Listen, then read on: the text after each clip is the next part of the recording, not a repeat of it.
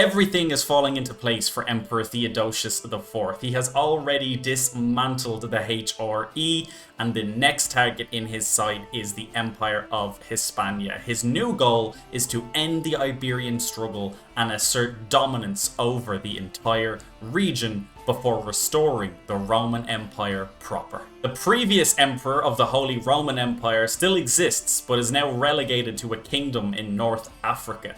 Theodosius, though, seeks to make sure that he stamps out any and all influence of the now defunct Western Empire. The Kingdom of Vladimir formed a few years ago, but with their new king now excommunicated, it looks like these lands might fall apart as well, and being so close to Byzantine influence as well as being Orthodox, could see the Byzantine Empire expand once again without the need for a war. The struggle for Iberia has progressed in the previous few years, and Galicia, Leon and Navarra are now all Orthodox and holding the northern part of Iberia. The southern part, though, is dominated by one kingdom. The issue, however, may be in Theodosius finding a way to take this kingdom in one fell swoop, as holy wars aren't as simple in the land embroiled in the Iberian struggle. Quick shout out from me as well. I wanted to give a massive shout out to everybody who was able to attend the live stream yesterday. I had a ton of fun doing it. I'm sure there'll be more in the future. If you weren't able to watch it live, it is now up on the channel. Because I was working on that yesterday, I had to get up super early to start working on this video, and you can hear that in my voice, particularly near the beginning of this video. But I promise my voice warms up soon and then we get going. But again, massive thank you to all of you for your support and watching the series thus far. Enjoy. We are back once again inside the Byzantine Empire, where we are playing as the greatest character House Angelos has ever seen, and the best character we've played since the start of this run, Theodosius IV, who, despite having unbelievable traits and over 50 in both diplomacy and learning, as well as reasonable stats everywhere else, is also now a conqueror. Realm management is going to be on our plate a lot today. We previously handed off France. We're going to want to retract some vassals from them and make the Kingdom of Brittany over here as well. We'll likely give the same treatment to Italy, who is expanding a bit further north than we would like. Then, once our legend completes here, it's already mythical. We can complete that in 2 years. Once that is complete, we'll be reasserting the Holy Mission and going for Tahirt over here. Well, we'll be actually going for the Kingdom of Aquitaine. It's currently held by the man who previously was the Emperor of the Holy Roman Empire before we destroyed it. We'll be grabbing this last big kingdom he has here and then working our way through the remaining duchies and whatnot over here as well. What I do also want to do is push into Iberia and go for this decision here, Iberian foothold. We need to hold at least 50% of Christian faith counties in the Iberia region. We need to hold and completely control a de jure kingdom in Hispania. At least 50% of the kingdom's de jure counties need to be Orthodox, and this title borders a held de jure kingdom in an empire you hold, which is not Hispania, and we have to have held it for 15 years. That's perfectly fine. Ultimately, what that means is take all of this over and begin to convert it. The idea of the kingdom we hold bordering a de jure empire is no problem at all, considering once we destroyed the HRE, all of this land became de jure ours anyway. So ultimately, once we take care of Tahirt here and grab this land, it's just going to be war after war in Iberia, pushing everything back here and taking it all for us. We're in the unique position where normally in the Iberian struggle, they are getting support or have allies in Northern Africa. But at the moment, that's all Burgundy, who is also actually Catholic. So they're not going to be getting reinforcements from the direct south at the very least. And on top of that, because of our expansion across Northern Africa, most of it is already now either Orthodox or Catholic. So I think we'll be good to go. There is some Asharis still to the east of us, but they are far and away from being close to the Iberian struggle. So I don't think this will be a big challenge for us. Not to mention that the actual existing kingdoms in here, such as Galicia, Leon, and Navarra, have all already converted to Orthodox. Now, that is Brittany created, just grabbed some lands needed that was held by France to create that. If we look at Italy here, these are the current lands that they hold. Their kingdom title itself, yeah, so realistically what they've done is they were the ones who took the other piece of Burgundy in here, and they've grown quite a bit bigger. We may want to retract some vassals here and try and sort that out as well. It's not a big deal. We're at such a big scale, it doesn't really bother us if we have some kingdoms that are not exactly de jure, but I like keeping an eye on it so I don't one day turn around and have a king in a faction against me who is 3 times the size that he should be. I'll probably wait a little bit before we actually start to retract those vassals though, as I can't actually usurp the kingdom of Burgundy yet, because he's still fighting in a war. Once that war ends, we should be able to usurp it, because we hold all the de jure lands of Burgundy, and then King Herbert, the king of dice here, will become the king of Maghreb instead of Northern Africa here, sort of the last remnant of the Holy Roman Empire's expansion. Now, my son Augustus here can marry. He is 18 and a genius. Decent character, to be honest. I think I will marry him off to somebody who has another very nice physical trait, such as Amazonian.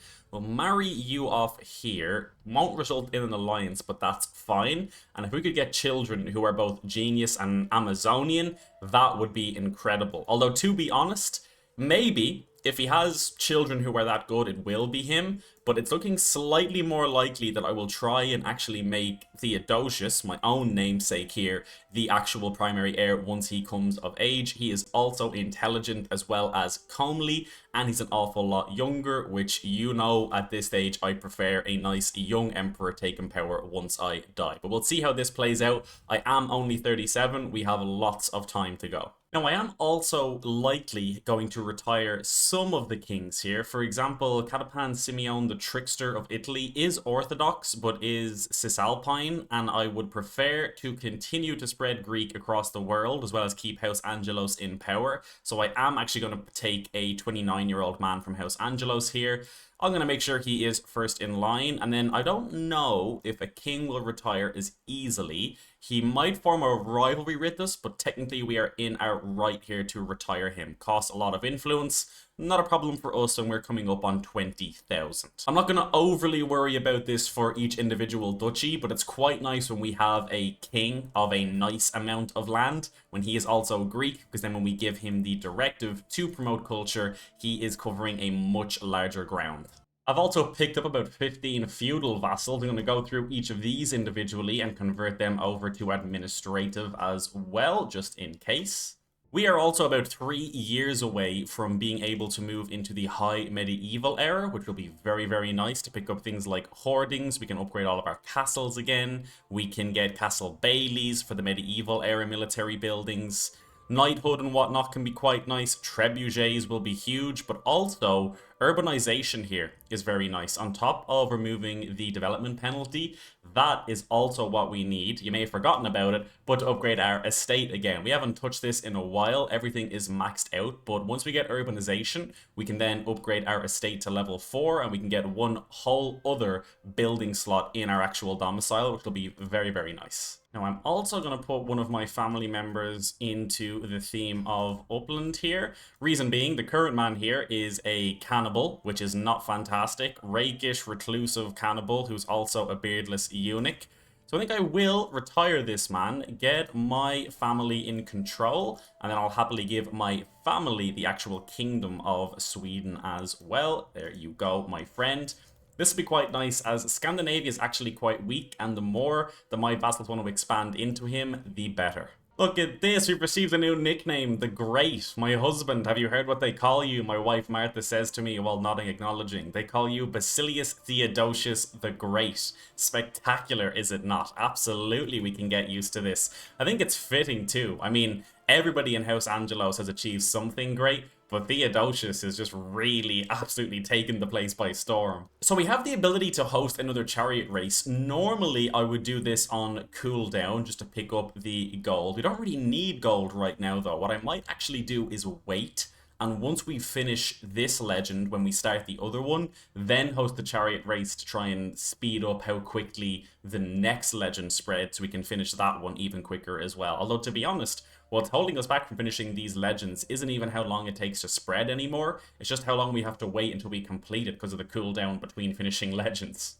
Now, my second oldest son, Julius Angelos, can also now marry. He is also intelligent. I'm going to give him the same kind of treatment and marry him off to another woman who is Amazonian. Maybe we'll get some decent children out of this. Either way, just trying to improve the bloodline with all of these marriages going forward. My eldest son, Augustus, has already had a child with his new marriage. He wants to call his first son Theodosius as well.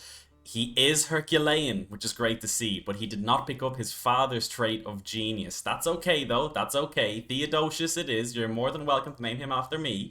Interestingly, the land held by the previous Holy Roman Empire have now blown apart into different small pieces. He now just holds a county inside of Barcelona. Aquitaine has fully broken apart, as well as all the lands he held over here, which works perfectly for us. We can now vassalize all of this, and we can save our kingdom tier invasion for probably this kingdom over here in Iberia and speed up our plans there, which is amazing news. Let's start off by vassalizing everybody who will accept to begin with. We can always do some wars for duchies if needed to grab the remainder. We can then create the kingdom of Tahir for ourselves, which we certainly will. And then, who do we actually want to give this to? We could give it to just a duke over here. This is all currently held by the Kingdom of Africa. We may need to do some revoking here and there, but the important thing right now is that at least we hold it. It'll stop Burgundy from doing it, just in case they end up picking up some more lands or something. Now, because the counties in the north were Orthodox, they've accepted vassalization, which has given us enough counties to form the Kingdom of Aquitaine ourselves, which is tremendous news.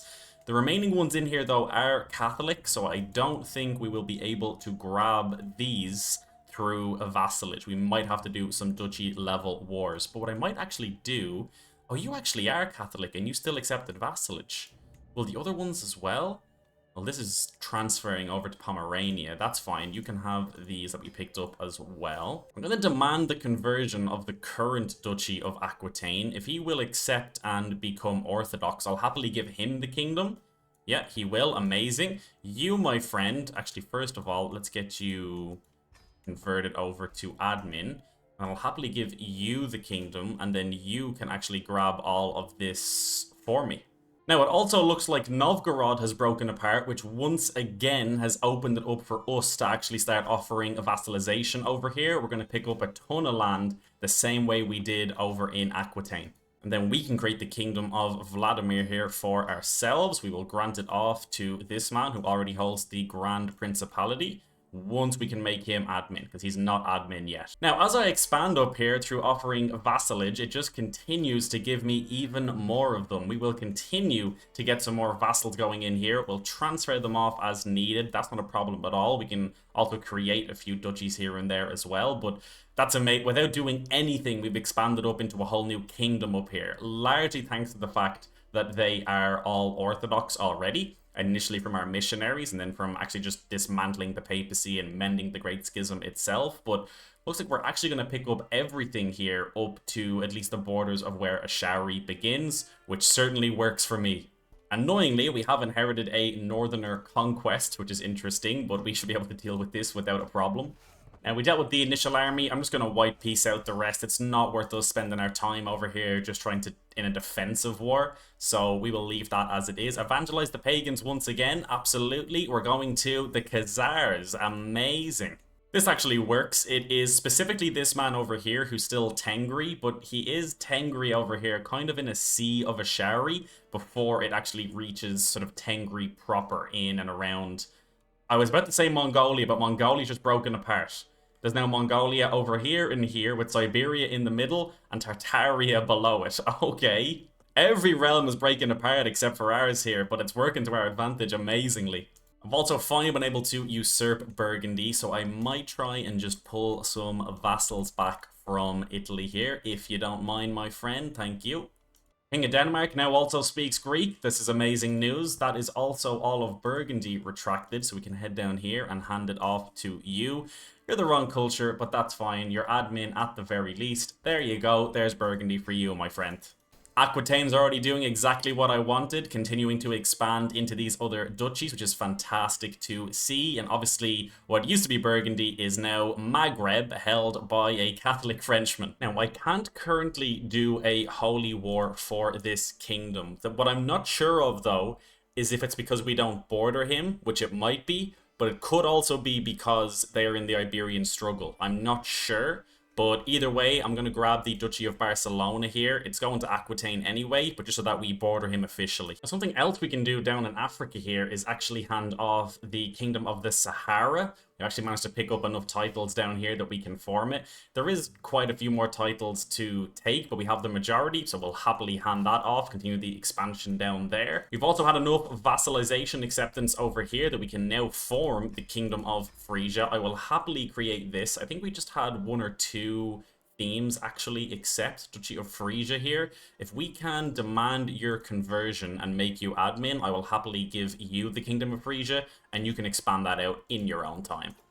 Now, amazingly, it looks like that the previous empire of the Holy Roman Empire is not going to lose his lands to me. He's actually going to lose them to Sardinia, who is doing a county expansion for Barcelona. Look at this, another son. I'm going to name him Georgios. He is a genius and comely, which is fantastic to see, and another very strong candidate for the throne. Now, it's finally time for us to complete our legend. We certainly will do this. The miracles of Basilius Theodosius. Thank you very much. We'll see exactly what we're doing with all this in just a second once I wrap up this war. I will immediately start a new legend, though, the second that one finishes, so we have that one cooking if we need another kingdom. War declared on me, to the preceptive Basilius Theodosius of the Byzantine Empire, a northerner conquest for the theme of Herodna over here. That's fine, to be honest. I'm going to just give them some time to actually group up and start sieging it down. Then I'll move the army over there and take them, because normally I raise the army immediately and stand there, and I end up having to go looking for them. Realistically, we could very much just pay off the invasions at this stage and just deal with them that way, but to be honest, we're an ambitious character. As much as that makes sense for us, it's still not what Theodosius would do. He'd want to fight them the old-fashioned way. Abaddon reconquered, glorious day for all Romans, final frontier restored. Where was that title? Oh, it was this title here, the Terma of Abaddon. So because of that, we have actually unlocked the final frontier restored. This character has restored the farthest frontier of the Empire of the Romans. Amazing news. And it was all thanks to Jazeera, who was expanded deep into the Persian Empire. This is them de jure, this is the Jazeera we have. We've also just unlocked household soldiers, even more men-at-arms, which is incredible. I think I will take Burrs next for the medieval military buildings, just so we don't get locked behind something. We move into high medieval. We'll probably grab the rest of these two. We can pick up fascinations very, very quickly. For example, hereditary rule, 130 years. If I focus on it, it's down to 7. We'll be fine here. Now, finally, we have the Duchy of Barcelona in our control. We will enforce our demands here. Thank you very much. Now, it would appear as though we do not have the ability to do a holy war against this kingdom. Even though they are not orthodox, they are definitely a faith that we consider evil. I think just because of the way the Iberian struggle is set up, we can't just come in and take it in one fell swoop. We will need to work our way up to actually this Iberian foothold piece here. It'll probably be a grind in the beginning, but if we can just create and hold the Kingdom of Valencia, convert some titles in there, that should make it a bit easier to start working our way in then with the help of our vassals. I am going to reassert the Holy Mission anyway, and I think I'll use it on Maghreb here to actually grab these lands here within this kingdom. So at least that way we have Iberia fully surrounded north to south and don't need to worry about a possible ally to this kingdom coming in from the south or whatever. We'll just fully hold them and we can expand from north and south. And then it'll take a little bit of time, but we should be able to fully grab Hispania then in the end. Once we get an Iberian foothold, we'll be good to go. Now, we do have some factions around the place as well. They are all to do with state faith, which makes sense. I'm going to have a work through the vassals, make sure that everybody that is a vassal is actually orthodox, as well as admin and all that good stuff. But I'm going to wait before we actually evangelize the realm until we take Maghreb here. I'm just giving it a little bit of time to give my troops some time to raise up. The Northerner Conquest is finally started. There's some of them here. I was going to send in my Holy Orders. The amazing thing is, though, even though it's a Northerner Conquest and they are Norse, he is also Orthodox, so we can't send in our Holy Order. We're going to have to raise our own armies over here to deal with this. I think I might just raise my men-at-arms, though, rather than the full army. Oh, and we have inherited another conquest war here. Where is this? It's all the way over here. Okay, we'll deal with that as well. In this one, I believe we can send in our Holy Order. Yes, we can. So we'll send these in, at least for now. Now, so much is happening here. We've dealt with the army over here for the Northerner Conquest. I would love to just wipe peace out of it. Maybe if enough time ticks, it will. If they come back, we will come back as well. For now, I'm going to send the army over here just to try and speed up dealing with this defensive war. I think we'll be fine anyway. Once that's dealt with, we're going to give the army some time just to recover so they can raise a bit quicker. We'll be going for Maghreb so that we surround Iberia. But I do have good news. Because of some further vassalizations and everything else, we can form another empire. The Empire of West Slavia. We are absolutely going to create this. That is another empire that will fall de jure inside of the Roman Empire. And it also now means when we form the Roman Empire, all of these lands will be de jure already, including Carpathia, West Slavia, and the Baltic Empire as well. We're also only 6 counties off forming the Empire of Russia as well, and some of these I suspect we will be able to pick up easily enough. I feel like our vassals may even go to war with them in time anyway, which will be great to see. We've expanded out over here where we actually evangelized as well. Mongolia, though, has gotten itself back together. It's now almost fully back to size, just dealing with Siberia, but we do now officially border them. Now, our daughter Sarah can also marry herself off. I would be curious in a matrilineal marriage, ideally something that would help with the bloodline as well. Maybe Ragnvald here could work. I could spend more time in this and try and get her into a position where it'd be more likely that she'd marry somebody who is a future ruler. But to be completely honest with you, I don't really think we need to get that granular at the moment. Look at the size of us. The war has begun. We are doing a holy war for the kingdom of Maghreb. The old king actually died. It's now his 4-year-old son who is in charge. I feel like his days are numbered anyway. We want to grab this kingdom to the south of Iberia, which should speed us up in getting our Iberian foothold. Hopefully, we can get Iberia nice and quick. If not, we may restore Rome before we actually get Hispania, but I would like to grab the Empire of Hispania before restoring the Roman Empire. But I also would prefer to restore the Roman Empire with Theodosius himself. He's still young though, there could still be time. We'll keep working on it. The important thing is that we just keep going war after war after war on cooldown and try and get as much land as possible inside of Iberia. A Bralian divergence. We've had another unique culture spawn up out of Greek. This is Bralian. Interesting. Where is this even forming? All the way up over here. Okay, no problem. I'm just sending my men in a line down south here, making sure that I'm leaving a few behind to keep sieging everything down. I have found their army. They are over and across attacking over here, but likely because they actually were attacked first. But I'm going to try and just move my men down here so we can get a battle out of this and finish this war even quicker. My other son, Justinian, has come of age as well. We are going to do the same process with him, try and marry him off to somebody with decent traits, see if we can have the kids inherit both. He is already intelligent.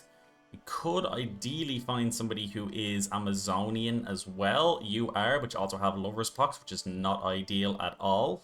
And there's a 9-year-old here we can betroth him off to who is Amazonian, which will be amazing. It's actually the dynasty of, or at least her second name is Ludelfinger. I'm pretty sure like 2 generations ago we married a Ludelfinger as well, but it is, or seemingly is, a cadet branch, so it should be fine. Now, for the first time in a while, there is a dangerous faction about to pop off. It is the Bedouin Asharis. The thing is, if I can just finish this war first, I'll evangelize the realm, and it might hit some of their land as well, which would be ideal. The Maghrebi War Banner, put it on the celebration pyre. We also have another dynasty legacy available to us. We will continue down blood, pick up the resilient bloodline. Chance of inheriting bad congenital traits is down 30%, and new bad congenital traits also down 30%. This is very nice. We don't have any negative congenital traits in the family right now, but it also helps in the case that we actually end up with really good traits, but then end up kind of with them being counteracted by a negative trait we picked up along the way as well. Military assistance, I do not need it. Look at this, we're being raided by Scotland. Can you believe this? We will not forget it. Interestingly, Scotland's actually like the third or fourth most powerful force in Britannia at the moment. Ireland's doing really well, actually managed to found the kingdom. They have a young man in charge. Everything looks good there. Fair play to them. It takes me back to my first playthrough on this channel. There it is, 100% the kingdom of Maghreb is ours, and that is Tangiers reconquered. Another glorious day for all Romans, but to be honest, in the Byzantine Empire at this stage, every day is a glorious day for Romans. This kingdom to the south of us was also going for this title. Will you white peace with me? No, you won't. That's a mistake. That is a mistake, my friend. I likely will just white peace them out. I have no real interest in dragging out these wars just for the sake of a defense. But let me hand out these new lands, and then we'll also evangelize the realm as well. Now, the lands have been handed out. Maghreb still exists over here. We can usurp the title in a second. He's just still fighting in a war. I don't think it'll last too long, though, with his 16 troops. In the meantime, we will now evangelize the realm over here. The truth will prevail. That should help a little bit with some of the factions. Interestingly, we can also now secure the Mediterranean. Unlock the Mediterranean Conquest Cassius Belli, allowing you to conquer any county along the shores of the Mediterranean for the duration of the House modifier, while you control the kingdom of Balio-Terrenia, which is the kingdom we get from doing this as well. This will create a new kingdom here, which will be interesting. I do like it for the renown and for the buff as well, though. Not that it's necessarily needed. But you know what? Let's do it. Nobody can oppose us. Out of curiosity, would this help us... Oh, my armies are raised. I'm curious if this would help us with claims over in Iberia too, since everything along this coast here, we now also have a claim on. I'll check once this war is over, which I can end right now because they're now willing to white peace out of it. Amazing.